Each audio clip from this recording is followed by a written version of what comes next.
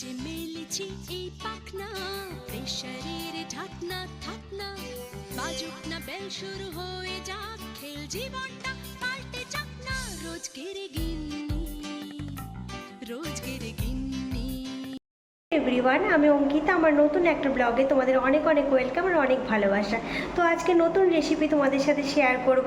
তো কি বানাচ্ছি তার জন্য তোমাদেরকে পুরো ভিডিওটা দেখতে হবে। আশা করি তোমাদের ভিডিওটা ভালো লাগবে। তো চলো ভিডিওটা শুরু করা যাক। তো বানাবো নারকেলের ভাজা পিঠে। তাই মুগের ডাল আমি ভেজে ভালোভাবে ধুয়ে সিদ্ধ করতে বসিয়েছি। ডাল খুব ভালোভাবে সিদ্ধ হয়ে গেছে, দেখো কি সুন্দর একদম সিদ্ধ হয়েছে। তো এবার আমি ডালটা নামিয়ে নেব। নারকেলটা আমি ভালোভাবে কুড়িয়ে নিয়েছি। এবার নারকেলের মধ্যে আমি খিসা দেব। খিসা দিলে একটু বেশি টেস্ট হবে। এরপর দেব আমি ভাজা মশলা।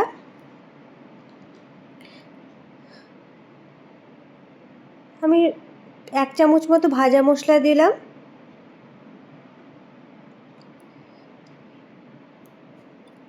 এবার দেব আমি পরিমাণ মতো লবণ।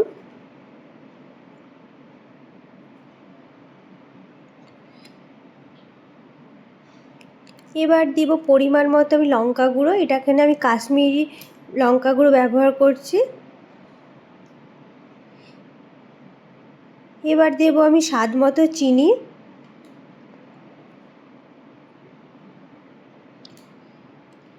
আমি এখানে 2 চামচ চিনি দেব।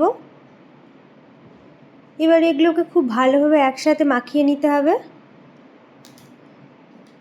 তো আমি হাত দিয়ে খুব ভালোভাবে মাখিয়ে নিচ্ছি।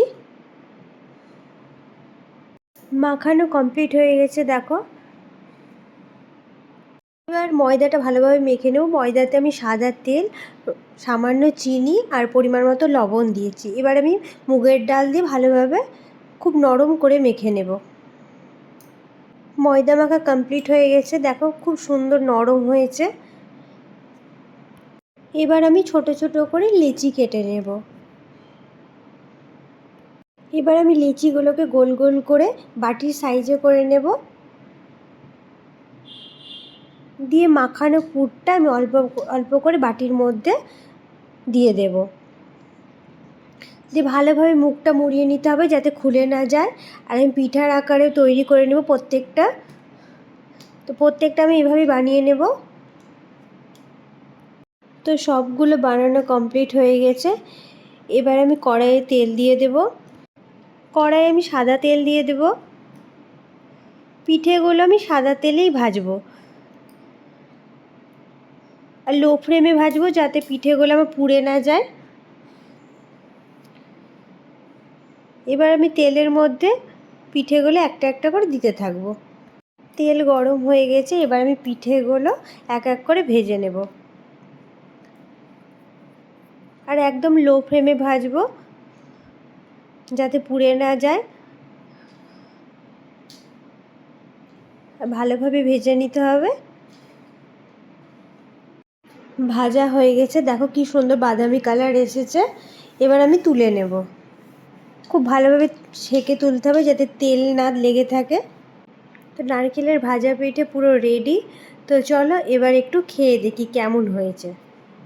তো আমি সসের সাথে ভাজা পিঠেটা টেস্ট করি আর তোমাদেরকে একটু ভেঙে দেখাই কি সুন্দর সফট হয়েছে আর ভিতরটাও খুব ভালোভাবে ভাজা হয়েছে। তোমরা এমনিও খেতে পারো। তো চলো, ভিডিওটা ভালো লাগলে একটা লাইক করে দিও আর রেসিপিটা কেমন লাগলো অবশ্যই কমেন্ট বক্সে জানিও। আর তোমরা বাড়িতে এইভাবে ট্রাই করে দেখো, সত্যি ভীষণ সুন্দর লাগবে খেতে। তো আজকের মতো tata, bye bye, thank you.